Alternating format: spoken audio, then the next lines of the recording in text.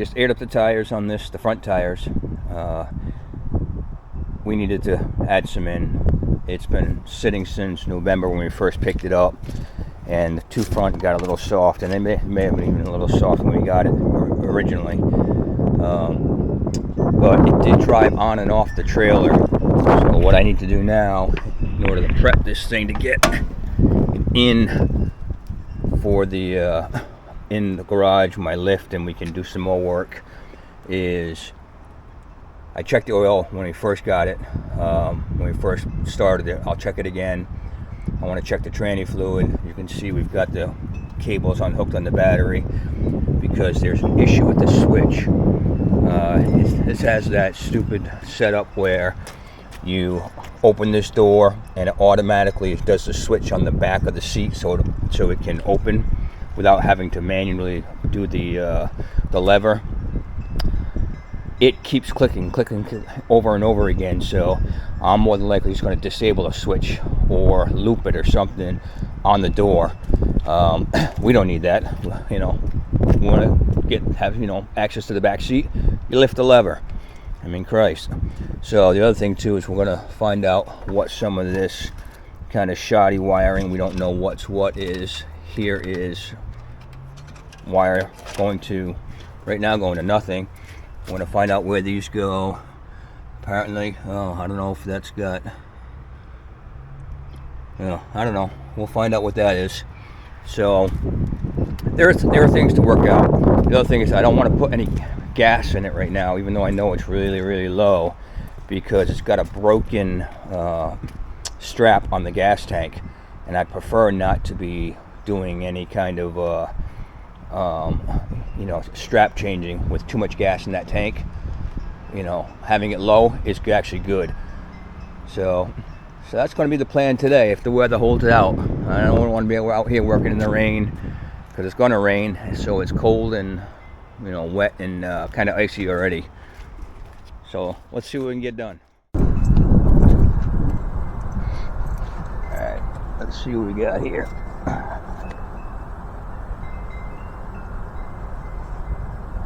Yeah, she's still full, and the oil didn't look all that bad.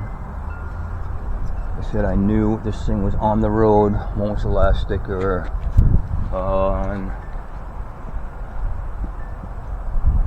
That inspection sticker was March of 2022, so it had been at least inspected on the road in New Hampshire in 2022, so it can't be that bad.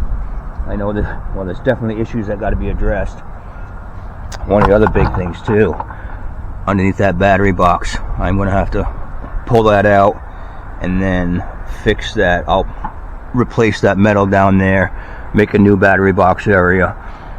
That's kind of important. We don't want that falling out. Probably wouldn't be the first time, but I'd rather not see it. Alright, so I'm going to work on see if I can get this started.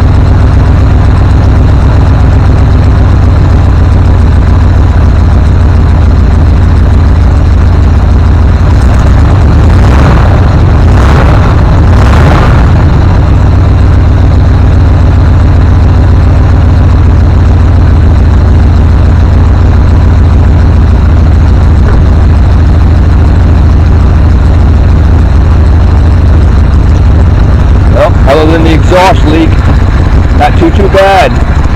Well, yeah, it doesn't like to stay running a little bit. It's definitely going to have some good clean gas and maybe a little bit of carburetor cleaning. But after sitting all winter, that actually started up fairly decent. Let me see if I can get it running and warmed up pretty nice.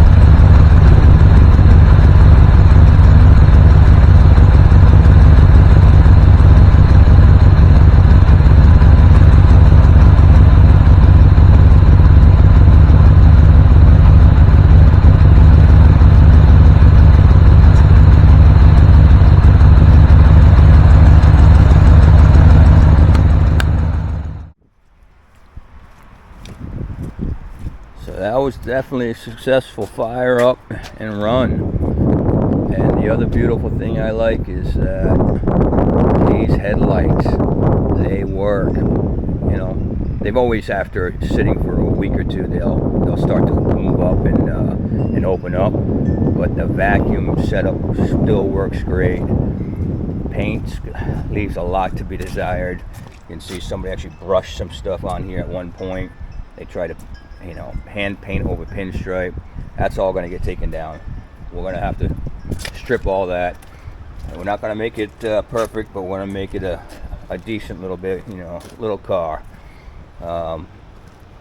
Absolutely turning out where it's going to take some work, but not as bad as if we had started out with a really crap project.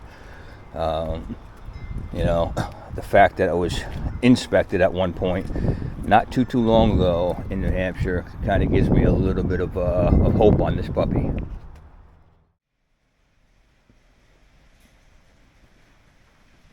Well, I got her inside today. My buddy Dan was here, kind of helped guide me so I wouldn't get stuck in the mud pit outside, although I had to fix the lawn afterwards. It was a lot of sinking in with the front tires. But she's inside now. Now I got a chance to put her up on the lift, figure out what's going on, check it all out. But being inside is going to be huge. Gives me the chance to work on some stuff. Make sure I change those straps up. That'll be first, I think. And I gotta wait for my buddy Rick, though. I don't want to jump into a bunch of too much stuff. This is our project, him and I, to do stuff together, you know, with this car. So I'm gonna drag his butt in here and make sure we can get the stuff done together.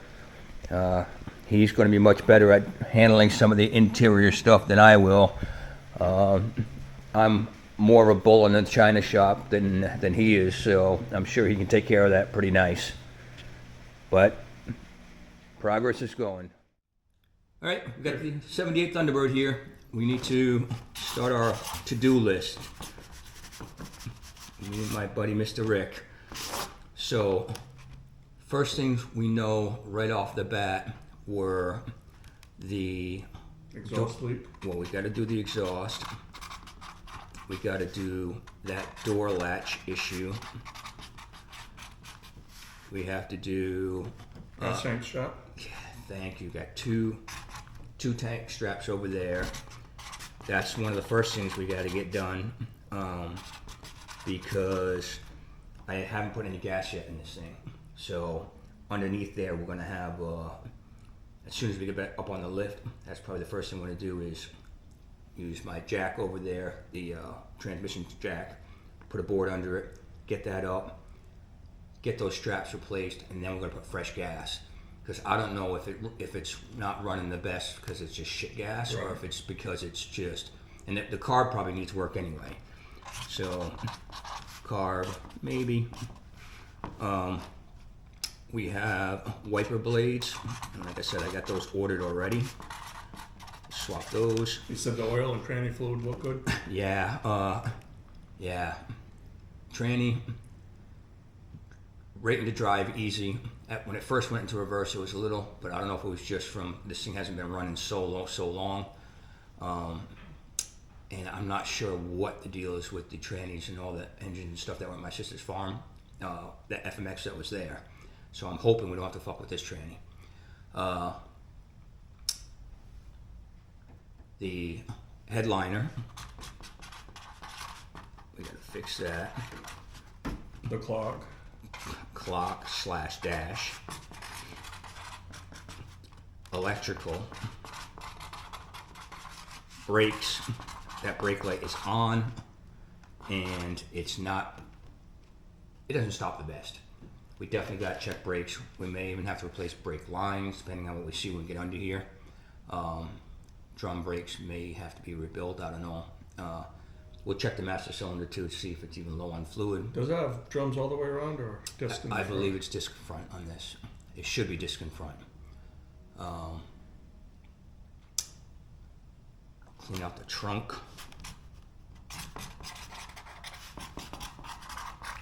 See about the glove box, because we're going to put the radio in there. Glove box. Yeah. And speakers. See what the deal is with the speakers. Glove box. So radio / speakers.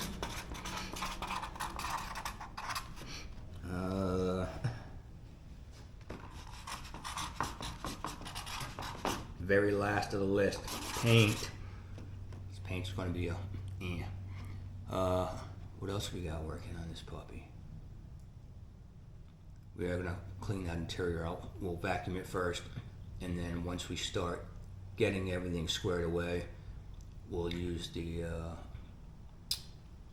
the hell is that fabric stuff I used. I gave Duncan one of those too. So, The shampoo. Yeah, the shampoo thing. Yep. Thing works great. Get rid of that stupid sticker.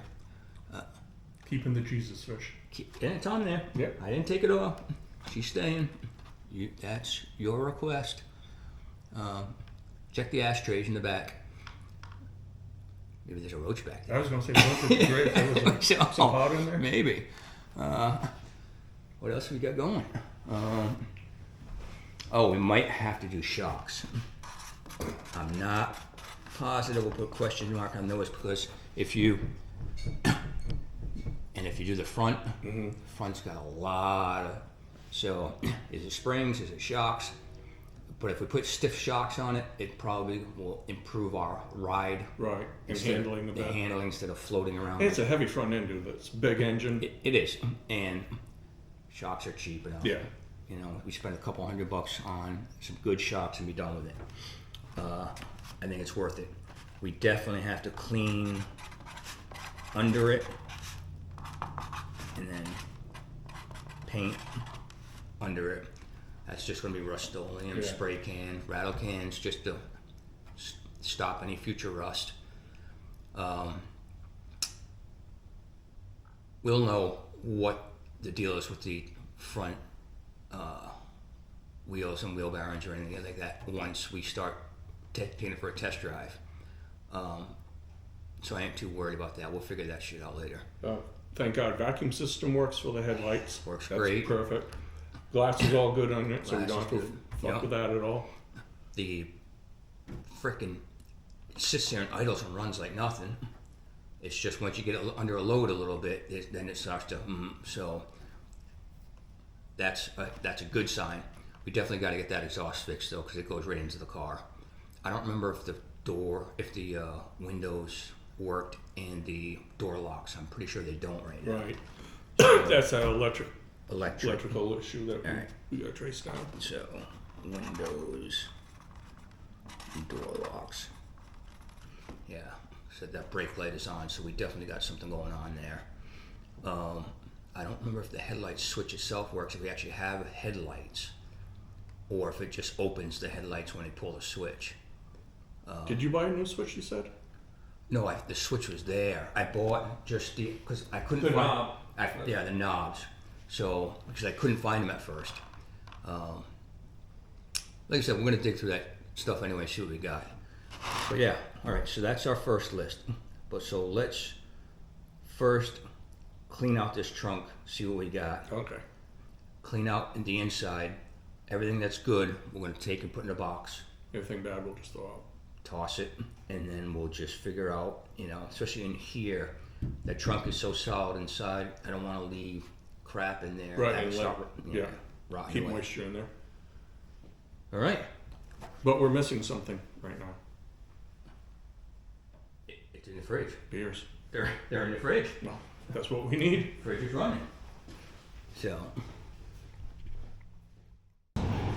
Yeah, we were under your porch in New Hampshire with the otter shit, so it doesn't really count. Yeah. Doesn't really matter. And we didn't die. We didn't die. So.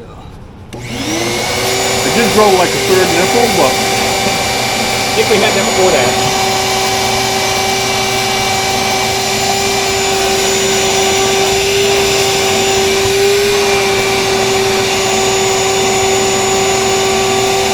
Pure sugar.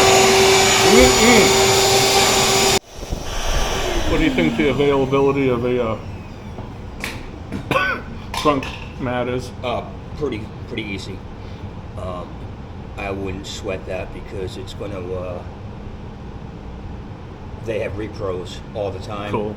And not only that, we have the original. We could always use as a template.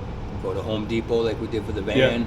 Buy one of those tan fucking rugs. Yeah, because it's not like it's like shaped like Correct. the interior carpet is. Correct. This cardboard mat definitely going though. We are a little bit frozen on there.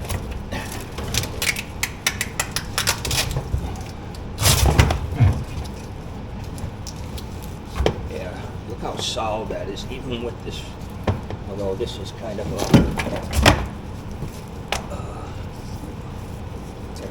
Yep, we're gonna make a new one very easily. Sure. Let me put on a pair of gloves so I can. I'm sure Home Depot still has that stuff we bought before. Yeah, that stuff's beautiful. Yep. So this stuff, yeah, it's definitely gonna go. This will keep on the sides. Right. We don't really care. This is kind of almost more like a sound deadener, I think, or something. I mean, I don't know if we'd even need to replace it, you know, but whatever. This, I wouldn't replace that. This stuff now. So this does have, doesn't matter. But the rugged The rug. do the same And thing. if we have to, we'll do a.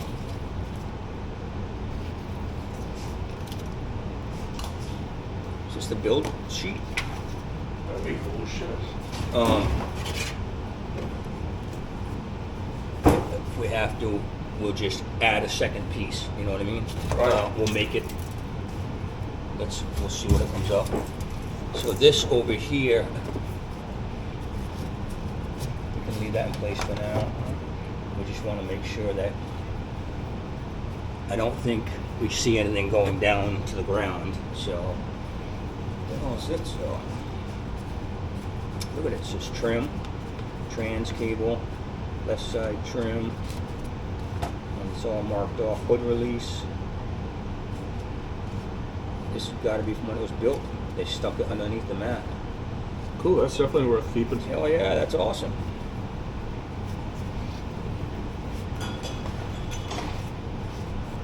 All right. Okay, let me give a little vacuum in there. All right. Oh, we got a rope here. I'm gonna cut that off too.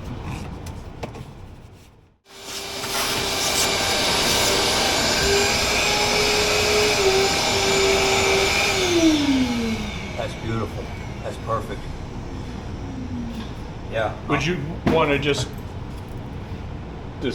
paint We are. that, just Yep. get it a little bit? What we're gonna do?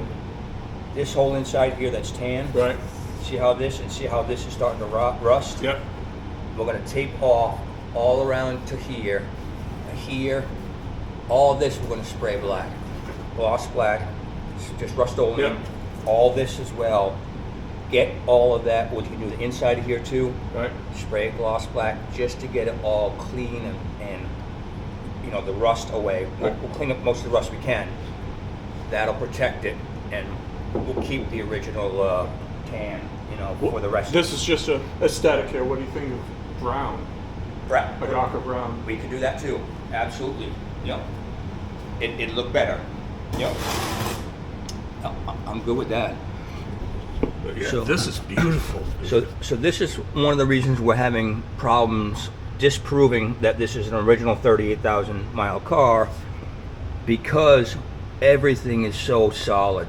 It's crazy how solid it is. Now, we were just talking earlier, my buddy Dan was here, and Dan was like, "Oh, it's 138,000." I said, "No." I said, we don't think so." Even as we showed before in the video, interior was mint. The doors, you can't even lift up and move that driver's side door at all, as far as any play in the hinges. All that stuff that would normally be worn is not worn. Trunks, look at it. closes perfectly, opens perfectly and easily. It's crazy just how solid the car is. There's no way in hell this thing is a 138,000 mile car. Got a lot of work to do though. We're ugly enough, so we don't care about a mirror up there. I mean, you do, so you can put your makeup on. That's right. So we got that to fix. Not too big an ordeal because this is well to fix. That's not, again, not too big an ordeal. And I don't know if somebody had, well, easy enough to fix. We've got stuff to fix that. He was just showing, yeah, somebody must have glued a mirror on there at some point. We don't care about that. The glove box, we definitely got to clean that out. Vacuuming out of the most. Yeah. So we got... It's not a huge deal one way or the other. Nope. We got trunk release to check out and work on. No big deal. Doesn't work, we don't care. If it does work, great. Oh, what do we got in here? Oh, look at that. More treasure trove. More stuff. So we're going to get a box. Dig all that out. No cigarette lighter. This car sucks. Dude, junk it. We're done. Fuck that. All right. Figure out what that toggle switch next to the hood release is? No, we're going to. Oh, more pieces of broken plastic. The guy that had this prior to us, that sold it to us, the one that did all the stuff with them, he was a hack. Absolute hack. The one that did the stuff to the dash. Yeah, absolute hack. But we're going to work it, fix it. I don't know what that momentary switch is there. I don't know what that toggle. My guess is at some point it had to do with a CB. That's what these are. We got a CB hookups stuff around here. So momentary switch, I don't know. I'm guessing that toggle switch did. But it sounds like 1978.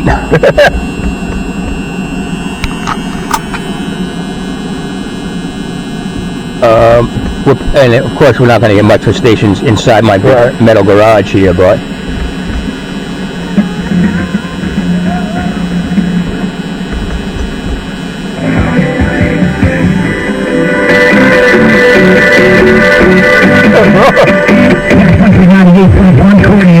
back on Monday, Southern Wilderness weekend. I'm Frankie Clark, Chuck Ross. Oh, good deal. All right, so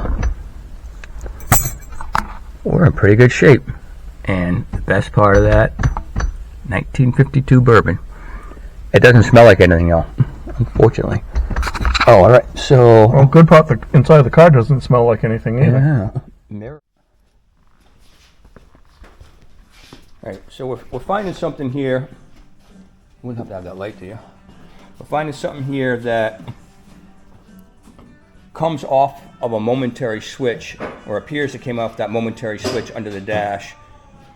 So trace the wires back, and it comes to this little control box here. We're grabbing a light right now. So more than likely what it is that ground's off. You can see the ground that went back to that momentary switch. This live went off. It's fused off to the battery originally. That wire's going through. Then the only other wires that come off that little control box here come up through here, come up, and look down inside there in that. What the hell is that thing? What is that? Looks like a freaking pipe bomb. It looks like a pipe bomb. That is nuts. What is that? I don't have a clue. I'm gonna pop it out of that retainer and see what the hell it is. It has to be some type of horn type setup because it works off a momentary switch. It doesn't make any sense. Let me get this control box out first. Maybe there's writing on the control box. Tell us what it is and who made it. And then we're gonna pop that right out of that thing. Will just lift right out of those lift it out of those clips. So let me get what you need to take that yeah, off. I just need a Phillips screwdriver. I'm gonna pop that sucker out of there.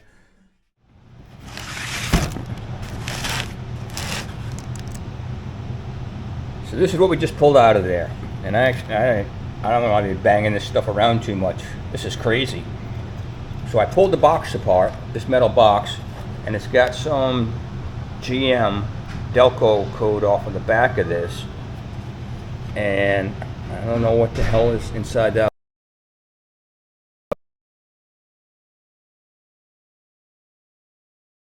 And that tube is cardboard, and then it's got these rubber ends and some kind of on the rubber ends. This is crazy. I've never seen anything like it. And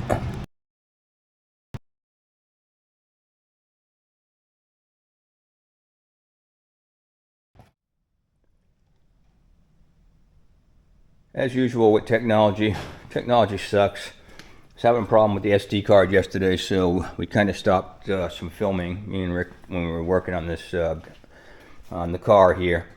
So I've got a new SD card in here now. So some of the stuff we did yesterday definitely didn't bother filming. Quick overview, kind of what we did. Well, we did a bunch of stuff, but some highlights real quick here are the battery tie down now. That was broken. It was actually laying down inside there. So I made a quick repair on that rubber using metal on both sides, you know, and then bolted it together. Worked perfect. So battery is all in and secure. I actually had made a new metal, you can see part of it down there, a new metal bottom for underneath the battery tray. Cleaned all that up under there and painted, because that was rotted out pretty good under that. The other thing we were messing with, we took down that insulation. You probably saw insulation hanging yesterday. That had mice nest up and above it. It was kind of a mess. Ripped it down, ordered another one. So we're gonna put it up. That, where is it? Yeah, that's the light socket in there. That is not salvageable. So I said, all right, I got one somewhat similar. I'm gonna put one in there. Hooked it all up. And first I did quick testing with the test light. Checked it out. I'm like, oh, great, I got juice up there now. I made ends, had a nice, now the light was all mounted up here. I cleaned the ground up. Worked great. And then I said, well, let me double check putting the hood down. And I put the hood down. Doesn't shut off. So then I said, well, how the hell did I get this wired? So there's a lot of funky wiring going on. So they have, as you can see, looks like someone added this at some point or changed it. They have it coming here wired directly off this side of that starter solenoid. It's always live. Always. There's nothing shutting it down. So I need to take a few minutes and start figuring out how and, you know, to shut that down. Mostly because, I mean, both our cars were 78 Thunderbirds, our first cars. I've owned a ton of Fords. We both know that you spend a lot of time at night with your hood up, and you need light because it's a Ford. The other issue we're going to run into is that, you know, now we'll have lights, we'll have flashlights, all kinds of stuff within the vehicles, you know, just in case you break down. It's not like we'll be driving every day, but it would be nice to get a light working again. If it doesn't work, it's not a big deal. We can live without it. But so I'm going to poke around with that some more, see if I can figure out what makes that shut down. I mean, it's grounded to the hood. The hood's grounded to the body. So that's your ground right off the bat. The hot wire, live wire, which is on all the time, is always going to give it juice. So I'm not seeing what's going to help me there. So I'll do some research on that and figure that out. Other thing we took care of, we'll get away from the furnace for a second. We did clean out that trunk, got it all done. Did a whole bunch with the interior. Got everything out, all that CB crap out of there. We got tested the radio. The radio actually works, but we're not going to be using that. Pretty much everything works. Doors. The passenger window works. The driver's side does not. Door locks do not work. Nothing. down here, this seat wasn't working. And then I found out that this wasn't plugged in. As you can see, that switch is in the center is broken. I can actually use a screwdriver and do it. So once I kind of clean these up a little bit, put it in there, I was able to move the seat in all directions and use a screwdriver in the center of that switch. So I ordered the switch last night. So we'll replace that. That seat will be all fully functional. The other side, what we ended up doing on that funky switch setup of and I'll revisit this down in the future somewhere, but for now I got a temporary situation that whatever causes this switch here, the automatic working of this, and when you open the door, it always had juice to it. There's a plug down here in the back. I have unplugged right now and just tucked in. That plug itself always live right now, and it should only be live when you open the door. When you close the door, it stays live. So I unhooked that plug. We manually use this now. That works perfect. Only thing is, and I tested it with my multimeter, we're getting about a 2 amp draw on that at all times. So until I fix that, well, not just because of that, I ordered a battery cutoff. So it'll have a battery cutoff on the negative terminal. It's one of those with the vertical little lever that lifts up, and then you push it back down to turn the battery on. I wanted one of those anyway. I like to keep those in the older vehicles that I don't run very often. So, but for now, that's going to actually help us preventing a draw if this car sits for, for a few weeks or a month. And so we're actually not in really too bad a shape. A few more things to poke around with. Got a problem with the horn. We unhooked all that crap yesterday.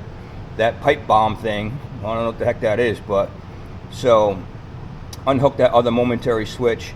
I was outside and Rick was in here, and he said he was able to use the horn off this. However, later I went and tried to push the horn.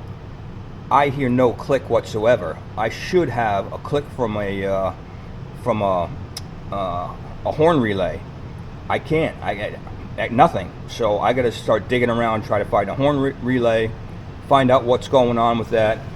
I did pull the factory horns off to test them. The other one I just put back in just now and wired it back up. This one, there were two horns. That one does not work. The other horn works, no problem. So I'm leaving off that second horn for now, but I still don't get a click whatsoever. So, one more thing to add to the little list of what we got to take care of.